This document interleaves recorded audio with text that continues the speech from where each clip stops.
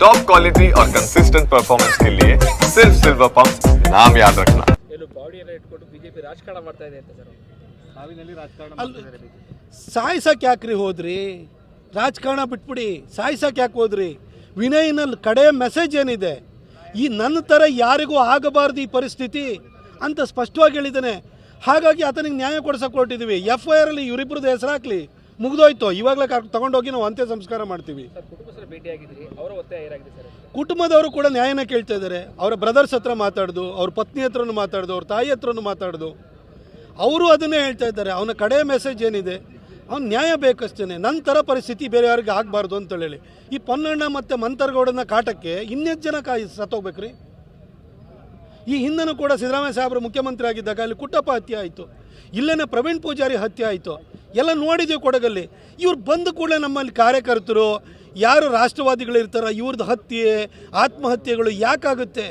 ಆ ಸಂದರ್ಭದಲ್ಲಿ ನಮ್ಮ ಕೊಡಗಿನ ಒಬ್ಬ ಒಳ್ಳೆ ಬ್ರಿಲಿಯಂಟ್ ಪೊಲೀಸ್ ಆಫೀಸರ್ ಇದ್ರು MK ಗಣಪತಿ, ಅವರೂ ಕೂಡ ಆತ್ಮಹತ್ಯೆಯನ್ನು ಮಾಡ್ಕೊಳ್ಳುವಂಥ ಪರಿಸ್ಥಿತಿ ಬಂದೋಯ್ತು. ಯಾಕೆ ಈ ಥರ ಪರಿಸ್ಥಿತಿ ಸೃಷ್ಟಿ ಆಗ್ತಾಯಿದೆ? ಇದನ್ನೆಲ್ಲ ನೋಡ್ಕೊಂಡು ಸುಮ್ಮನೆ ಕೂರೋಣ ಅಂತ ಹೇಳ್ತೀರಾ?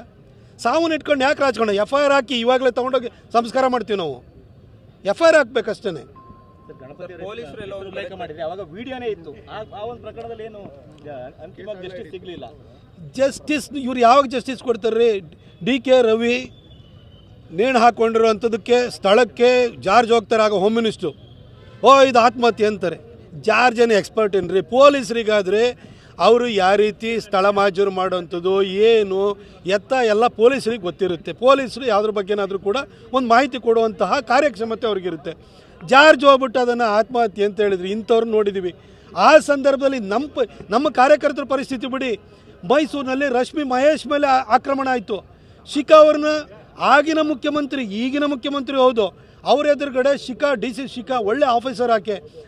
ಆಕೆಗೆ ಈ ಸಿದ್ದರಾಮಯ್ಯನವರ ಶಿಷ್ಯ ಮರಿಗೌಡ ಅವಾಚ್ಯ ಶಬ್ದಗಳಿಂದ ನಿಲ್ಲಿಸಿದ. PSI ಜಗದೀಶ್ಗೆ ಡ್ರ್ಯಾಗರಲ್ಲಿ ಚುಚ್ಚಾಯಿಸಿದ್ರು. ಮಲ್ಲಿಕಾರ್ಜುನ್ ಬಂಡೆ ಹತ್ಯೆ ಆಗೋಯ್ತು. ಈ ರೀತಿ ಸರಣಿಯಾಗಿ ನಾವು ನೋಡಿದ್ದು. ಅಧಿಕಾರಿಗಳ ಮೇಲೆ ಆಕ್ರಮಣವನ್ನು ನಾವು ನೋಡಿದ್ದೀವಿ. ಇಲ್ಲೂ ಅಷ್ಟೇ. ಈಗ FIR ಹಾಕಲಿ, ಅವರು ಇವರಿಬ್ಬರನ್ನೂ ಕೂಡ ಸೇರಿಸ್ಲಿ, ಆ ಹರೀಶ್ ಪೂವಯ್ಯನೂ ಸೇರಿಸ್ಲಿ. ನಾವು ಈಗಲೇ ಹೋಗಿ ಅಂತ್ಯ ಸಂಸ್ಕಾರ ಮಾಡ್ತೀವಿ. ನಾವು ಪೊಲೀಸ್ ಇಲಾಖೆನ ದೂರಕ್ಕೆ ಹೋಗಲ್ಲ ರೀ. ಯಾಕೆಂದರೆ ಪೊಲೀಸರು ಏನು ಮಾಡ್ತಾರೆ? ಈ ಪೊಲಿಟಿಷಿಯನ್ಸು, ಈ 3 ಕಾಸಿನ ಪೊಲಿಟಿಷಿಯನ್ಸು, ಒಬ್ಬ PSIನ ಪೋಸ್ಟಿಂಗ್ ಮಾಡಬೇಕು ಅಂದರೆ ಮಿನಿಟ್ ಕೊಡಬೇಕು, ಇವನು ಮನೆ ಬಾಗಿಲು ಕಾಯಬೇಕು ಪೊಲೀಸ್ ಇಲಾಖೆ. ಅಂಥ ಸ್ಥಿತಿನ ತಂದಿಟ್ಕೊಟ್ಟಿದ್ದಾರೆ ಇವತ್ತು ಆ ಮಿನಿಟ್ ಅನ್ನೋದು.